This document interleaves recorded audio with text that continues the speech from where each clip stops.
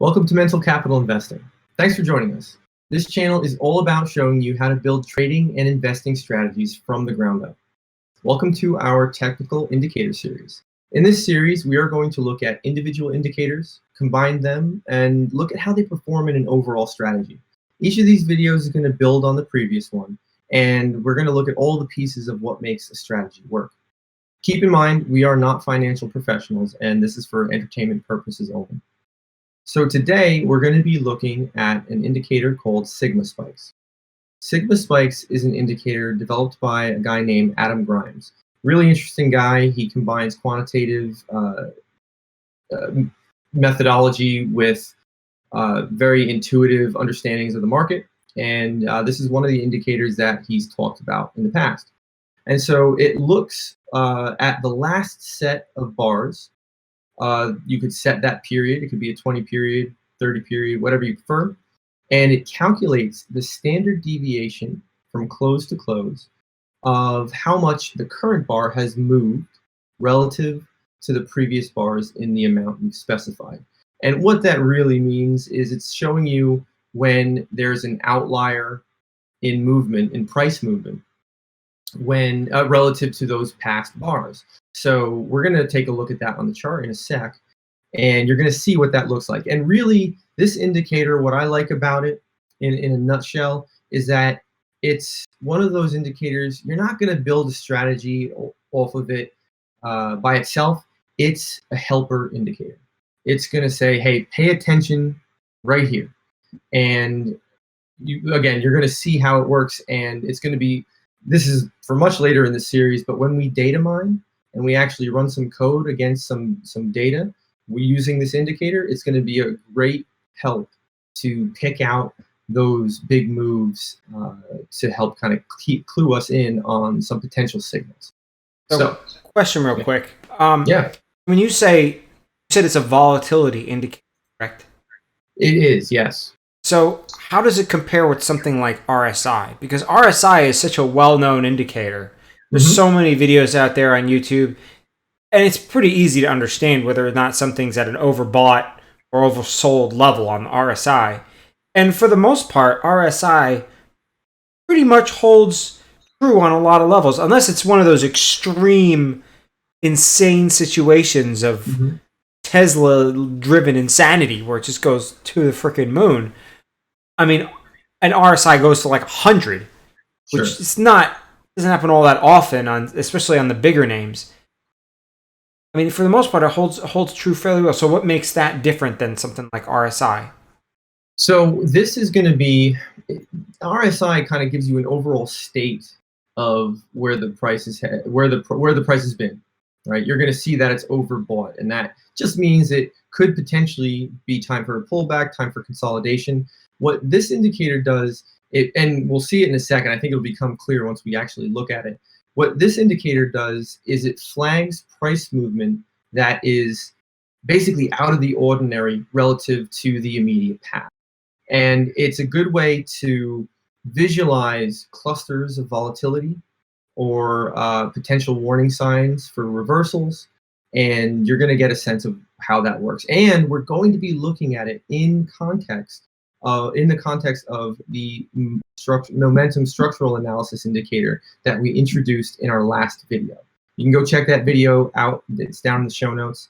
And we're just going to be seeing how these two indicators work together to give you an idea of when it might be the right time to place a trade based on the patterns you're seeing in the momentum structure. Okay, we're going to switch over to the chart and take a look at what this indicator looks like against the price action. And we're also going to be looking at it in combination with the momentum structural analysis that we looked at in our last video. And that video is down in the show notes if you haven't checked it out yet. So we'll be covering some concepts that we talked about last video here as well. And so you'll see how these two indicators can work together. And you're going to see how the Sigma Spike indicator helps us identify those turning points in the momentum, the valid ones. So what we're looking at here is the day trading example I ended with in our last video. So you can see this is our sigma spike indicator down below here. So what you're looking at is the price movement standard deviation of each of these candles. And it's relative to the period of bars previous to the current, whatever the current bar is. So what that means is it's looking at, say, I have it set to 20, for example. So it's looking at those last 20 bars.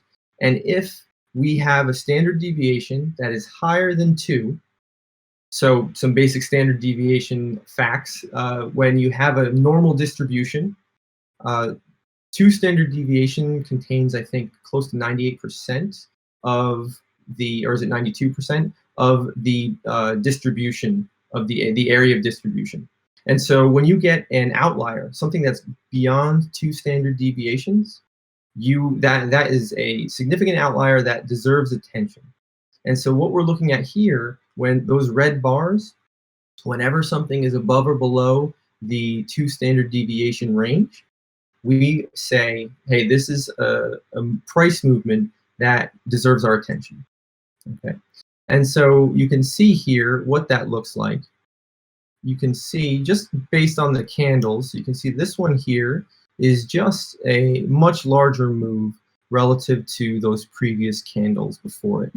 And then you have, so what's nice about this is then you can see clusters as well. When you see clustering on one side, you can assume that the direction is going to continue or follow as well, most of the time. But you can see here, we have our our initial trend after the opening range, and we have a brief consolidation period, and then we get to this potential trading signal, right? Well, let's look at what's happened before. You can pretend that none of this has happened yet up in front of this little circle here, but you have a cluster of 3 upward standard deviations in price movement relative to the previous 20 bars. Then you have a spike down followed by another significant movement in upward price, right? And just like I said before, you can see we have this bar here for you conservative folks who wanted to wait for real confirmation that there was a breakout in momentum. Here we have a breakout in momentum, and that breakout is confirmed by these pretty significant standard deviation notifications here, right? And then as that move continues, you can see the clusters of it's not a cluster per se, but the movements, the big movements are all concentrated on the upside. So even though momentum is somewhat declining, you're still getting those big spikes up relative to the past. And actually what this ends up looking like in practice is it's a small but sustained trend that is tradable if this is your time frame. So again, this is very much a helper indicator that can help you see points that deserve your attention, help you confirm the big moves relative to the past, and it's a lot of times, sometimes, especially with the big moves, you're going to be able to see it in the price action. Like you can tell that these candles right here are especially large and out of the ordinary relative to these previous ones. But look at this one. You could have missed this entire spike, and then you see this little pullback here. You're not really sure what's going to happen, but then you have a nice big spike in the in the sigma spike indicator. And if you had entered anywhere after that, you could have had a winning trade going forward. So again, this is really a helper icon, and when we get to data mining, we're going to be able to use these bigger moves to kind of key in on potential signals as well. So we'll get there. That's a long ways away, but that is a summary of what sigma spikes can help you with as you're trading. So yeah, that's yeah. I have a few questions, man. I think this is a great indicator. Great explanation. I really feel like I understand it a lot better, especially the standard deviation piece. If you guys aren't familiar with how standard deviations work, you definitely should take a quick look it up.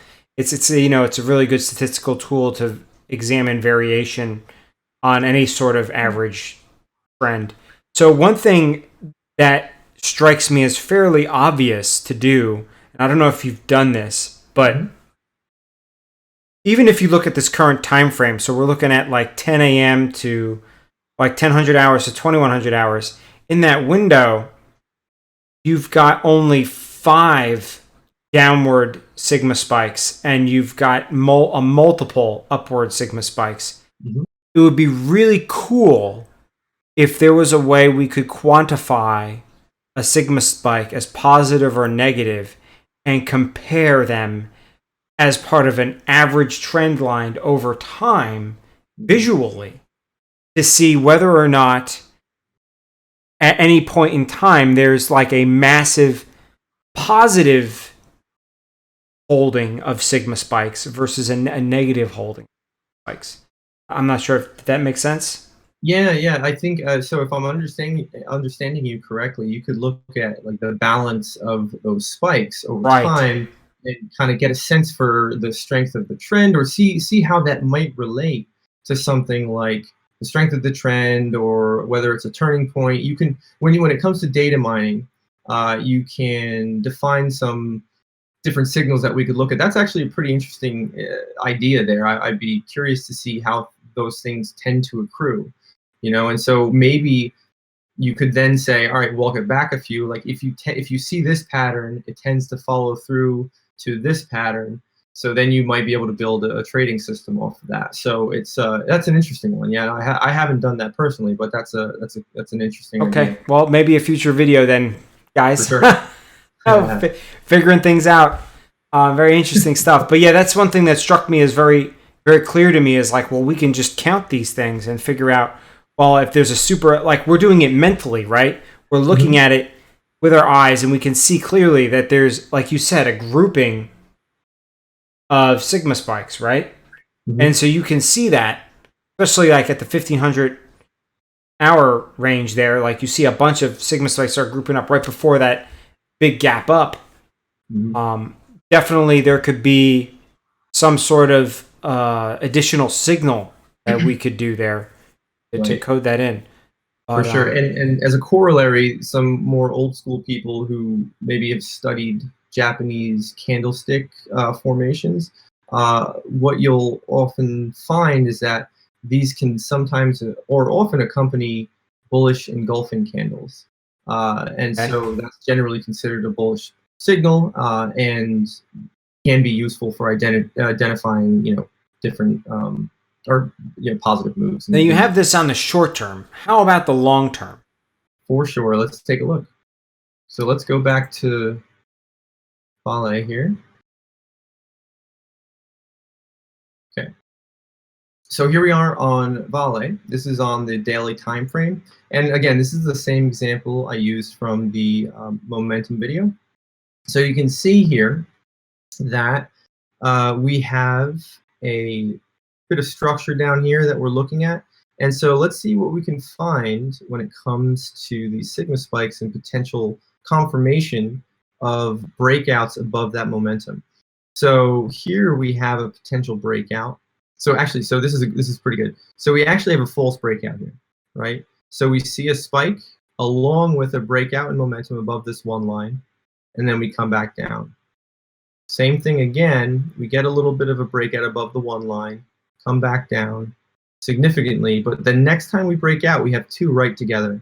That's a nice little cluster, might make us think that, hey, we're experiencing a real breakout here, and then we can continue on to see how that move obviously worked out. And again, you see that clustering as the prices continue to move up. Now, I will say one thing that this indicator does well, the way it's written here, is it takes into consideration gaps in price. So when you see these gaps here, where there's nothing, where there's just air, we are counting that, or I do count that um, in this indicator. So it will take the close to close, no matter how big a gap there is between it. So that way we have a true measure of the change in price. And so here you might say, well, hold on a second. There's a pretty significant move down after all these uh, big pushes upward. Maybe it's time to take some profit. And that's always a way to kind of gauge, where things are at in a trend. So this is where your counting idea actually, I think, could come into play here, Jeff. Got it. So another thing I noticed too is you notice how at the November timeframe you got that double sigma spike back to back. Yep. So I noticed that on the last chart we looked at on the mini futures, granted it was short term, but it also had a back to back right before a massive jump. Is that something you see routinely? Yeah, that's a good point. And when you see those, again, the clustering effect is really where I think the money is. You're going to find the clusters are really where the tells are. Because if you think about it, when you see one, that means it's significant relative to those past 20. But then if you see one right after that, that next one has to be that much bigger than the move that just occurred. And so that is it's a double flag to say, hey, go pay attention to this. So yeah, I mean, even if you bought it on the second sigma spike, you still be looking at a massive upside trading perspective. Yep. I mean, that's what, $11 ish to $18 maybe. For sure. Wow. And the question is, would you get it all? So that's always interesting. Yeah, I know, right? I mean, it's hard to say if we'd get it all, but yeah, for sure. But we'll talk about that too in a future video. So how much of this stuff can you actually keep, when you're trading through such a big move? Because that's when your psychology can really grind on you. Yeah, psychology comes in a big effect. Well, all the more reason to check out some of our other videos, right? That's right. Our market strategy videos do cover the psychological aspect of strategy. After all, this is mental capital investing. So anyway, thank you very much for watching today. Please like and subscribe below if you found the video even remotely interesting. We really appreciate a like and subscribe. It helps out the channel a lot. Doing us a big favor, so thank you very much. And let us know what you think of the indicator. Think it's interesting? Would you use it? Would you like to see it somewhere? And speaking of which, where can we get this indicator? Oh yeah. So this one I've coded up myself, but I believe there is a public indicator on TradingView. There are a couple different users that I believe have written it. So all credit to them if you use it. But this is my own personal one, so I haven't made it public yet, but maybe I will in the future. Awesome. Well, thank you very much, Spence, for your overview of the Sigma spikes. And thank you, everyone, for watching us today. Cool. Take care, guys.